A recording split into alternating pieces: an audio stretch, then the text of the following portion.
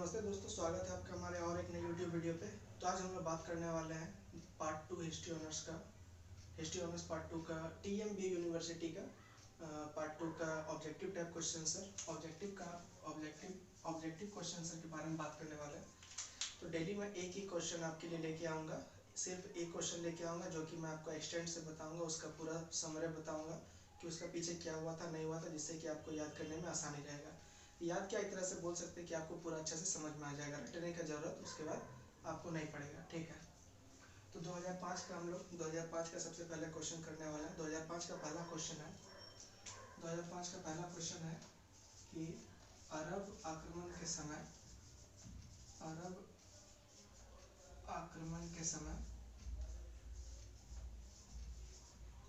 सिंध का शासक कौन था?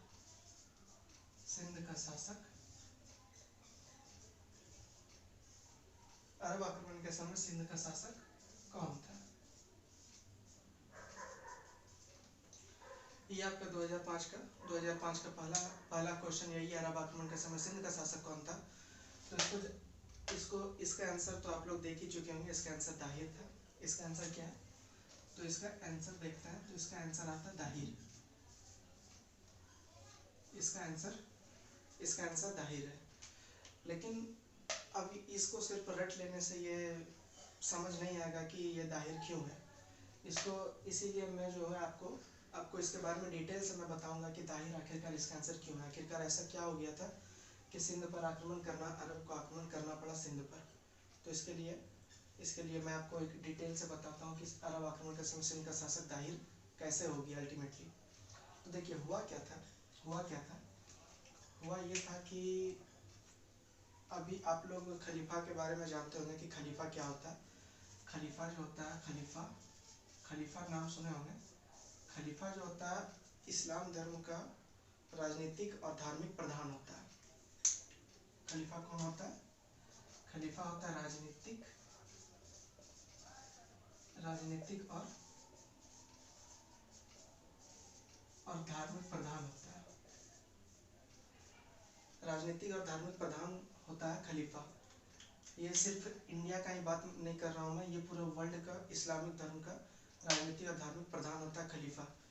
तो जैसा कि जानते हैं कि देखिए 632 AD 632 AD में क्या हुआ था? 632 AD में प्रॉफेट मोहम्मद का जो होता है वो डेथ होता है। 632 AD में प्रॉफेट मोहम्मद का डेथ हो जाता है। प्रॉफेट मोहम्मद इस्लाम धर्म के सबसे बड़े, मतलब कि बोल सकते हैं सबसे बड़े धर्म गुरु थे प्रॉफेट मोहम्मद। और 632 के कुछ साल बाद 636 से ही ये खलीफा शब्द का उत्पत्ति होता है। 632 में प्रॉफेट मोहम्मद की मृत्यु हो जाती है। 636 में खलीफा वर्ड का जो होता है स्टार्टिंग हो जाता है 636 में। अब बस वीडियो के लास्ट तक बने रहिए, आपको अच्छे से ये समझ में आ जाएगा। ये दाहिर के बारे में मैं आंसर बता रहा हूँ इसका, लेकिन इसके पीछे में अरब आक्रमण के बारे में मैं आपको बता रहा हूँ डिटेल से। आपको अच्छे से समझ में आ जाएगा, बस आपको ध्यान से देखना है, वीडियो का लास्ट तक बने रहना है कि कैसे क्या हुआ नहीं हुआ। मैं आपको अच्छे समझा बुझा के अच्छे से आप समझ जाएंगे। और कहीं अगर वीडियो में कहीं प्रॉब्लम होता है तो आप कमेंट नीचे कर सकते हैं। ठीक है, तो यहाँ तक तो समझ में आ गया होगा कि खलीफा होता है राजनीतिक और इस्लाम धर्म का राजनीतिक और धार्मिक प्रधान होता है खलीफा। प्रॉफेट मोहम्मद 632 AD में इसका देहांत हो जाता है। 636 AD से 632 AD में प्रॉफेट मोहम्मद का देहांत हो जाता है। 636 AD में ये खलीफा वर्ड का सृजन होता है। और उमर खलीफा, ये दाहिर का जो कहानी है ये उमर खलीफा के टाइम का कहानी है। सबसे पहला खलीफा बोल सकते हैं कि उमर खलीफा। तो इधर आप लोग समझ गए होंगे। इधर आप लोग समझ गए होंगे कि क्या मैं बोलना चाह रहा हूँ। ठीक है, इसको भी मिटाते हैं, इसको आप नोट भी कर सकते हैं साथ साथ। ऑब्जेक्टिव टाइप क्वेश्चन में मैं आपको पूरा डिटेल से मैं बताऊंगा कि आखिरकार क्या बात है क्या नहीं है। इससे आपको रटने की जरूरत नहीं पड़ेगा, आपको पीछे का बैकग्राउंड समझ में आएगा, जिससे कि आपको आसानी से समझ में आ जाएगा। ठीक है, तो चलिए ये दाहिर हो गया। तो देखते हैं कि क्या हुआ था कि श्रीलंका से देखते हैं। श्रीलंका से गिफ्ट भेजा गया था खलीफा के लिए। श्रीलंका से गिफ्ट भेजा गया था खलीफा के लिए गिफ्ट भेजा गया था। कहाँ से? श्रीलंका से गिफ्ट भेजा गया था। ऐसे खुश करने के लिए भेज दिया होगा खलीफा तभी खलीफा कौन थे?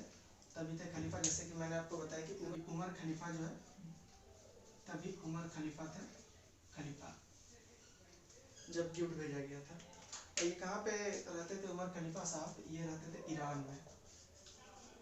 ईरान, ईरान में खलीफा, मतलब कि सबसे बड़ा इस्लामिक कंट्री अगर देखें तो ईरान ही है, तो ईरान में ही रहते थे खलीफा। तो श्रीलंका से गिफ्ट भेजा गया खलीफा के लिए, खुश करने के लिए गिफ्ट भेजा श्रीलंका से खलीफा, मतलब ईरान भेजा गया। आप समझ रहे हैं? वर्ल्ड मैप का देखिएगा, श्रीलंका से ईरान, तो श्रीलंका से ईरान भेजा। तो बीच में क्या आता है? बीच में हम देखते हैं कि देवल वाले क्षेत्र पे इसको लूट लिया जाता है। कहाँ लूट लिया जाता है? देवल वाले क्षेत्र पे। देवल एक जगह आता है, तो देवल वाले क्षेत्र में, देवल वाले रीजन में इस गिफ्ट को जो है वो लूट लिया जाता है देवल वाले क्षेत्र में। देवल वाले क्षेत्र में लूट लिया जाता है, तो वहाँ उमर खलीफा को ये बात पता चलता है कि मेरा जो गिफ्ट भेजा गया था मेरे लिए, वो देवल वाले क्षेत्र में लूट लिया गया था। तो उमर खलीफा को गुस्सा आ गया, जाहिर सी बात है गुस्सा तो ये करेगा कि मेरे लिए कोई गिफ्ट भेजा हमको मिला ही नहीं, तो भैया ये क्या न्याय है। तो उमर खलीफा एक पर्सन को भेजा, ठीक है, उमर खलीफा एक पर्सन को भेजा कि तुम जाओ देखो आखिरकार क्या। उमर खलीफा जो पर्सन को भेजा उसका नाम था मंसूर हजाज। क्या नाम था? मंसूर हजाज नाम था। इसका नाम क्या था? मंसूर हजाज। मंसूर हजाज। देखिए मैं आपको अच्छे से डिटेल से बता रहा हूँ कि ये दाहिर, अरब आक्रमण के समय सिंध का शासक दाहिर कैसे था, कैसे था। इसे रट लेने से नहीं हो जाएगा कि अरब आक्रमण के समय सिंध का शासक दाहिर था। तो इसके लिए पीछे का पूरा बैकग्राउंड मैं आपको बता रहा हूँ, तो ठीक है। चलिए, उमर खलीफा मंसूर हजाज को भेजा कि जाओ तुम देखो कि आखिरकार क्या हुआ है। तो मंसूर हजाज बोला, तभी यहाँ का देवल वाले क्षेत्र में शासन कौन कर रहा था? तो दाहिर का भतीजा, फिर से बोलते हैं दाहिर का भतीजा, दाहिर शासन नहीं कर रहा था, दाहिर का भतीजा शासन कर रहा था। ये दाहिर का जो है भतीजा है, दाहिर का भतीजा शासन कर रहा था। तो मंसूर हजाज बोलता है कि आप जो है, जो खलीफा के लिए भेजा गया था, गिफ्ट भेजा गया था श्रीलंका से, आपके क्षेत्र में, देवल वाले क्षेत्र में इसको लूट लिया गया है, तो आप इसको वापस कर दीजिए। तो ये भतीजा अपना चाचा को बोलता है कि देखिए ऐसा ऐसा हो गया दाहिर सर ने, दाहिर चचा बोलता होगा, ऐसा ऐसा हो गया। तो दाहिर बोलता है, तो इस समय में दाहिर बोलता है कि देवल वाले क्षेत्र में जो कि क्षेत्र है वो मेरे कंट्रोल, उसका जो वो है डाकू सब जो है वो मेरे कंट्रोल में नहीं है। वहाँ का जो भी डाकू होता है वो अपना स्वतंत्र निर्णय लेता है, वो लोग जहाँ लूटपाट करने होता करता है, उसमें मेरा कोई दखल नहीं है। दाहिर का ये कहना था कि इसमें डाकू पे मेरा कोई कंट्रोल नहीं है, हम कुछ नहीं कर सकते, ठीक है। तो मंसूर हजाज को आ गया गुस्सा, मंसूर हजाज को गुस्सा आ गया कि तेरा क्षेत्र है, तुम इसका रक्षक भक्षक है, तुम सब कुछ करता है और तुम बोल रहा है कि हम जानबे नहीं करते हैं, ये क्या बात हो भाई। तो मंसूर हजाज एक बंदा को भेजता है, एक लड़का को भेजता है, जो कि 17 साल का वो लड़का था, 17 वर्ष का ही मात्र उसका आयु था। ये लड़का का क्या नाम था? ये लड़का का नाम था मोहम्मद बिन कासिम। इस लड़का का क्या नाम था? इस लड़का का नाम था मोहम्मद बिन कासिम, ठीक है। मंसूर हजाज ये वाला मामला सुलटाने के लिए एवं एक लड़का को भेजता है, मंसूर हजाज मोहम्मद बिन कासिम को भेजता है, जो कि मात्र 17 साल का वो लड़का था, मात्र 17 साल का वो लड़का था मोहम्मद बिन कासिम, उसको भेजता है। एक कमांडर इन चीफ बन के जाता है, कमांडर इन चीफ बनकर जाता है। मोहम्मद बिन कासिम कमांडर इन चीफ बन के जाता है वहाँ पे। तो सबसे पहले वो क्या कहता है, देवल वाले क्षेत्र पे पहुँचता है, जहाँ पे कौन शासन कर रहा था? जहाँ पे दाहिर का भतीजा शासन कर रहा था। सबसे पहले वहाँ पहुँचता है, सबसे पहले भतीजा को मारता है, मोहम्मद बिन कासिम सबसे पहले भतीजा। और हाँ, ये कहानी जो मैं बताया हूँ, ये कहानी 711 AD का है। कब का है? 711 ईस्वी का है ये कहानी 711 ईस्वी का है, कि गिफ्ट भेजा, बीच में लूट लिया गया था, कि ये कहानी 711 ईस्वी का है। तो इसके बाद क्या हुआ कि मोहम्मद बिन कासिम देवल पहुंचा, देवल वाले क्षेत्र में, और इसको मार दिया। किसको मार दिया? इसको मार देता है, इसको मार देता है। कौन है? ये है दाहिर का भतीजा। तो इसको मार दिया, तो दाहिर को आ गया गुस्सा कि भाई तुम मेरा भतीजा को कैसे मार दिया, ये तो अन्याय है, घोर अन्याय है। तो मोहम्मद बिन कासिम बोलता है कि तुमको तो पहले ही बोला गया था दाहिर भाई, मोहम्मद बिन कासिम बोलता है दाहिर तुमको तो पहले ही बोला गया था कि तुम जो लूटा गया धन है वो या तो धन को वापस कर दो, गिफ्ट को वापस कर दो, या तो डाकू लोग को खोजो। तो तुम तो तभी खोजा नहीं। मोहम्मद बिन कासिम दाहिर को बोला तुम तो खोजा नहीं, तो हम तुम्हारा भतीजा को मार दिया। तो दाहिर बोलता है ठीक है हम तुमसे बदला लेंगे। ये भाई साहब भी आ जाता है लड़ने के लिए, हाथी से आता है। दाहिर हाथी पे चढ़ा हुआ रहता है, हाथी पे चढ़ा हुआ रहता है दाहिर, दाहिर हाथी चढ़ा हुआ रहता है। मोहम्मद बिन कासिम एक तीर मारता है, शाय शाय शाय, ऐसे ऐसे तीर बनता है ना। तो मोहम्मद बिन कासिम तीर मारता है दाहिर पर, दाहिर अपना हाथी से नीचे गिर जाता है। और ये घटना 712 AD का, कब का घटना है? 712 ईस्वी का।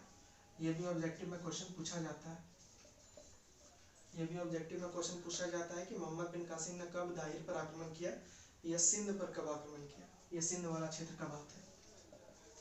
सिंध वाला देखिए घूम के आ गए ना वहीं पे जहाँ से हम लोग स्टार्ट किए थे क्वेश्चन कि अरब आक्रमण के समय सिंध का शासक कौन था। तो अरब आक्रमण के समय सिंध का शासक कौन था? दाहिर था, जिसको किसने मारा? जिसको कि मोहम्मद बिन कासिम ने मार दिया। तो इस प्रकार देखते हैं कि अरब आक्रमण जो है सबसे पहला 712 AD। देखिए ये नोट करने वाला बात है, यहाँ पे नोट कर लीजिए कि भारत पर सबसे पहला अरब आक्रमण, भारत पर सबसे पहला अरब आक्रमण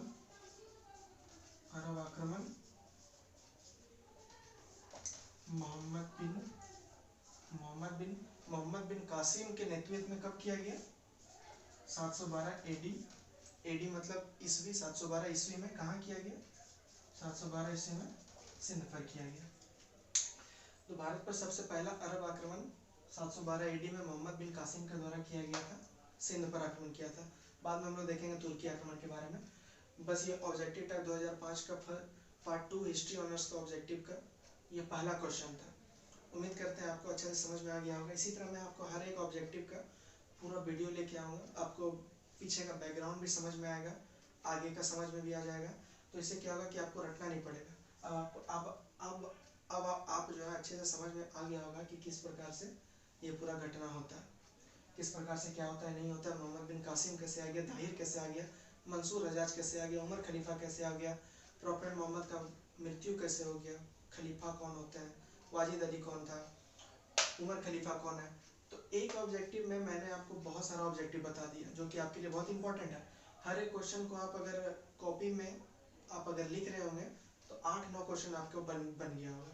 8-9 क्वेश्चन एकदम निश्चित बन गया होगा जो कि एक क्वेश्चन से रिलेटेड है बाकी सब। तो इसी तरह मैं आपको जब भी पढ़ाऊंगा एक क्वेश्चन से रिलेटेड बाकी सब क्वेश्चन को इंटरलिंक करके पढ़ाऊंगा, जिससे कि आपको पढ़ने में भी बहुत मजा आएगा और मुझे बताने में मजा आएगा और आपको समझ तो आ ही जाएगा बहुत ही बढ़िया से। उम्मीद करता हूँ ये कहानी पूरा अच्छा से आपको समझ में आ गया होगा कि कैसे हुआ नहीं हुआ। ठीक है, 711 AD का बात था, लेकिन 712 ईस्वी में मोहम्मद बिन कासिम के द्वारा प्रथम अरब आक्रमण हो जाता है। तो 8-9 क्वेश्चन आपको आराम से निकल के, इस छोटे से क्वेश्चन में 8-9 क्वेश्चन निकल के आपके लिए आ जाएगा, जो कि सिर्फ ग्रेजुएशन के लिए ही नहीं बल्कि आप बोल सकते हैं कि कम्पिटिटिव एग्जाम के लिए भी बहुत सारा इंपॉर्टेंट। जैसे कि अरब आक्रमण का बहुत बार पूछ चुका है कम्पिटिटिव एग्जाम में, अरब आक्रमण के समय सिंध का शासक मतलब कि प्रथम अरब आक्रमण कब हुआ था और किसने किया था, ये वाला क्वेश्चन बहुत बार पूछ चुका है। ठीक है, तो इसी तरह मैं आपके लिए इसी तरह नए नए कॉन्सेप्ट के थ्रू आपको मैं बताता रहूँगा।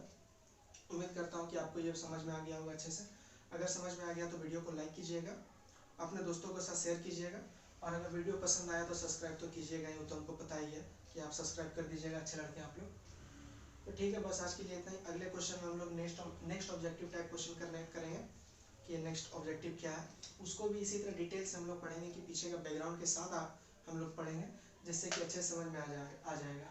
ये पहला क्वेश्चन 2005 का, 2005 और भी बहुत बार पूछ चुका है ये क्वेश्चन। ठीक है, तो अभी हम लोग पेपर 4 हिस्ट्री ऑनर्स का पेपर 4 हम लोग क्लियर कर चुके हैं पूरा का पूरा। जिन लोगों ने नहीं देखा वो देख लीजिएगा, पेपर 4 ये पूरा कंप्लीट हो चुका है। मैं प्लेलिस्ट में ये वीडियो का लिंक दे दूंगा, आप वहाँ जाके पेपर 4 अच्छे से पढ़ लीजिएगा।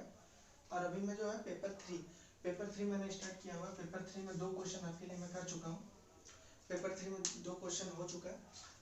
अब जो आने वाला दिनों में जो भी क्वेश्चन होने वाला है ये बोर्ड पे मैं आपको बताऊंगा, बोर्ड पे ही सारा क्वेश्चन का आंसर मैं बताऊंगा। उम्मीद इसी तरह आपको समझा दिया जाएगा, आप अच्छे से समझ में आ जाएगा।